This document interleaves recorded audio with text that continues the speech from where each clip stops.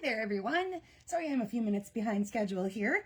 I just spent about a good 5 minutes searching my desktop for the instructions that I had all written out, that I always have all written out for us on our Make It With Me Mondays, and for the life of me, it has walked away somewhere. So I'm going to recreate it right here, right now, as you're watching, so that we all know that we have everything together. So this is Make It With Me Monday number 234. That's just crazy. Can't even believe it's been that much. And today is, of course, no, my pen doesn't want to work, January 12th, 2026. And I know by the time I fill this all out and I'm putting things away later, it'll just show up and be there. Hi, Carla, how are ya? You're playing with Amy? Well, that's always a fun thing to do. Amy is a great gal. All right, so we're going to need a card base. That is 5.5 by 8.5. Mine's going to be Old Olive. Boop, there it is. Then we need a neutral piece. That is 4 by 5.25. I actually have a piece of very vanilla two-toned cardstock that I will be using for my neutral base right there. Then we need a piece of cardstock. So cardstock number 2. That is 1 1/4 by 4. I'm going to use Mossy Meadow on mine. Hi, Tina. Thanks for popping in. Oh, fun. I love paper pumpkin alternatives. Those are always cool. All right. Then we need cardstock number 3, which is 1.5 by 2 1/4. Some of this is going to end up getting hidden, so that's why I said find a trace. Hi, Karen. Find a phrase that's maybe about 1/2 inch tall and then no wider than this. Maybe like 1/2 inch by about, so let me get that in quick. As I was saying, in case you didn't pop in at first, I completely misplaced my direction sheet, so we're recreating it live, just so I have it written out again. So a phrase about 1/2 inch by 2 inches-ish. And then we need 3 pieces of DSP. And hopefully you caught the edit, because at first I had the wrong length down on them, or the height, I should say. So 2 pieces need to be 1/2 by 5 1/4. And I have these 2 right here. I'm using DSP Cute as a Bug, DSP.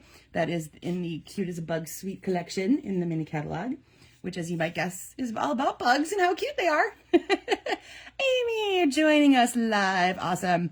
All right, and then that last piece there is where'd it go? 1 1/4. There we go. 1 1/4 by 4. Okay, and then you need some ribbon or twine. Ribbon or twine. Okay, and like I said, this is all going to show up immediately after I go off camera. I had it all written out because I use it as a cutting guide right in front of my face, and somehow it walked away. All right, so hopefully you got all that.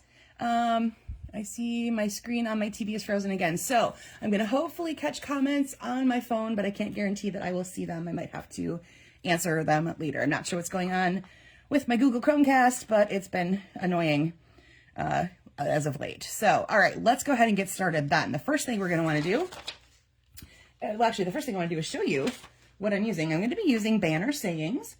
This does come in a bundle with this really cool punch that has 3 different banner shapes on it. And so all the phrases will fit into those banners. So these are great little ones. I love when it just adds a little something. And I like the fact that they mix up the fonts a little bit. So you have kind of a cutesy cursive and some regular type there. And then there's a serif font and that kind of thing. So I love that they change up the fonts within a stamp set. I think that's really fun when we do that. Okay, so let's grab that little piece right there. That is your 1.5 by 2 1/4. Grab your phrase. I'm going to be using the happy birthday out of there. And I'm grabbing my Mossy Meadow ink pad. And remember I said we're going to cover up some of this part at the bottom. So I'm going to be putting this near the top. There's my happy birthday. Ta-da! All right. Next, I want you to grab the piece of cardstock that is your 1 1/4 by 4 and whatever ribbon or twine that you brought to the table tonight. I am going to be using this, let's see, what did they call it? They call it specialty rickrack, and it's in this old olive color. It's got a really neat weave throughout it. I have noticed once it gets cut, it starts to just fray a little bit. So I'm being very careful about where and how I use this one. Let's see. What I'm going to do with mine, I am featuring Cute as a Bug. That's right. So this is a double bonus one for me, is that I make a sample here, and then you're going to see it again when you join us on Super Stamping Weekend. I am going to be using this just as a slight wraparound. So I'm going to be using my little Scotch tape technique that I like to do, where I just tape down the one end. I'm going to wrap it through to the other side, trim it off there, and then let me just make sure it lays straight down the middle. I like this because actually this is a great addition to the Cute as a Bug set, because doesn't it kind of feel caterpillar-y because you've got all those little bumps from the rickrack? I think it's a great choice. I don't know if they meant to do that, but it's a nice side effect. If that's not what they intended, I think it sure makes a great difference there. All right, so whatever you want to do with your ribbon, tie it around, do a bow, all those kinds of things, go ahead and add your ribbon on that. Then we're going to take the piece that we stamped. I'm going to put the adhesive on the bottom of the side that I stamped, and it's going to tuck behind and just stick out like a tab. Okay, so that is that piece right there. Set that up here. Hopefully you can still see that. Okay, I'm going to take that neutral piece, that neutral layer, and we are going to layer up our 3 pieces of designer series paper. It's going to go something like this. So the 2 skinny strips go together and then the wide one. I'm going to start, I kind of like the way this layout went color-wise, separating my 2 pieces that look a little familiar to each other, or similar to each other, I should say. And we're going to put one down on our neutral piece with a little bit of a border to that left edge. And then let's do the same thing here. Adhesive on the back, a little bit of a border. Now you can decide how wide you want to take those. If you want more space in between, or if you like, I'm going to have it be kind of, for the most part, symmetrical, meaning there's going to be the similar space to the left sides of each of those pieces that I'm laying down. It's just something for my personal OCD. If they're all the same, but you do you. You do however far apart or close together that you want, okay? So then that is that neutral piece right there. You've got your piece that we did right there, and we've got our card base. So let's go ahead and assemble. We're going to take that and give that a little bit of a burnish. You can decide anywhere along here if anything needs dimensionals. Pop anything up that you like, whether it's your card base, you know, this layer right here, whether it's the next layer going on, or both. I like to do on camera, I show you guys everything pretty much just flat and straight on, so that you see the very basic version of everything. And then, as you might guess, we need adhesive on the back of this guy. And that's going to just layer across that part right there. I'm going to not cut off my little bug's head too much and put it up there. Okay, so that is the basic layout for this particular one. There we go. It's Monday, guys. My mouth is just not, I would say it's not awake yet, but it's late enough at night that it should be awake already. Okay, so there is the basic version for this layout. Next, I'm going to show you where the inspiration came from. I got this one in a card swap, and unfortunately, the person didn't put their name in it, so I can't give them any credit for this one, and I would love to, but I don't know who they are. So thank you, whomever you were, that swapped this one with me. I think this one was really fun. This one uses Nature Symphony and the Nature Walk Designer Series paper, and it's the back sides of some of those. So the Nature Walk has kind of like greenery, foresty colors, and then on the back it includes some of these neat patterns. So there's this checkerboard and these little dashed lines that have a completely different feel. It almost feels more like masculine. I would almost see it as like in mechanic stuff or something like that. So I think this one is really neat, and she used the Modern Oval Punch for that layer right there.